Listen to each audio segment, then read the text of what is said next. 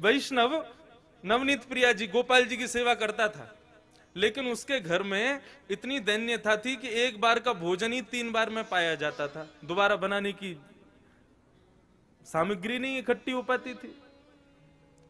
अब उसका कोई एक मित्र आया, वो पैसे वाला, उसने आकर के उससे कहा और भाई सब ठीक? बोले हाँ सब ठीक। बोले तुम्हारा दिन सुधर गए कि नहीं? बोले अब वैसे ही है भैया, क्या करें, एक समय अब रोटी बनती है, उसी से शाम तक का गुजारा होता है।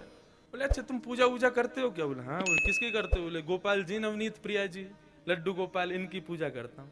हंसने लगा मित्र, इनकी सेवा करते हो? अरे ये भी बेचारे जब इनको पूतना मारने आई ना, स्तनों में विष लगा के, तो ये भी नेत्र बंद करके शंकर जी से मदद मांग रहे थे कि पूतना के स्तन के विष को तुम पी जाओ। अरे जो अपनी रक्षा स्वयं नहीं कर पाते, तुम्हारी रक्षा क्या करेंगे? इनसे बड़े शंकर जी हैं, शंकर जी को ले आओ, तुम उनकी सेवा शुरू कर दो। अब बेचारा मरता क्या नहीं करता, सब कर लेते हैं। शंकर जी ले आया दूसरे दिन, और नवनीत प्रिया जी लड्डू गोपाल जी को दूर एक जगह टेबल पर बिठा दिया। बोले तुम्हारी सेवा अब हो गई, तुमने तो कुछ किया नहीं, अब इनकी करेंगे हम। अब शंकर जी की पूजा उसने शुरू कर दी।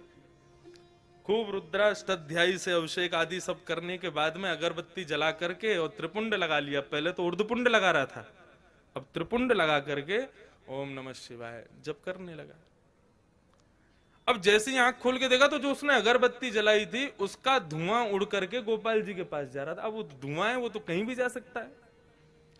अब जैसे ही गोपाल जी के चारों तरफ उसने धुआं देखा तो ठाकुर जी के पास जाके क्या बोलता है, इतने वर्षों से सेवा कर रहा था, तब तो मेरी नहीं सुनी, आज दूसरे किसी को ले आया तो चिढ़ के मारे उसकी अगरबत्ती भी खुद ही सूंघ रहे। ठाकुर जी को बोला तुमको यहाँ बैठने ही नहीं दूंगा, अलमारी में बंद करूंगा। जैसे ही ठाकुर जी को इस भाव से उठाया, ठाकुर जी प्रकट हो गए वहां पर, चरणों में गिर पड़ा। बोले महाराज आपने आज तक मुझे दर्शन नहीं दिए, शंकर जी के आती दर्शन कैसे हो गए? बोले देख ये भेद बुद्धि मत रख, मुझ में शंकर जी में कोई भेद नहीं है, और शंकर जी आए इसलिए दर्शन दिए ऐसा भी नहीं है।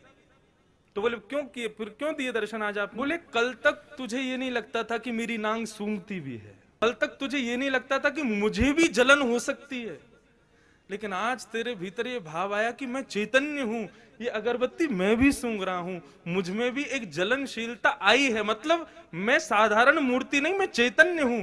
जब तेरे हृदय में ये भाव आया तो मैं पीछे क्यों हटूं, मैं भी प्रकट हो गया, मैं भी क्यों मूर्ति तक रहूं?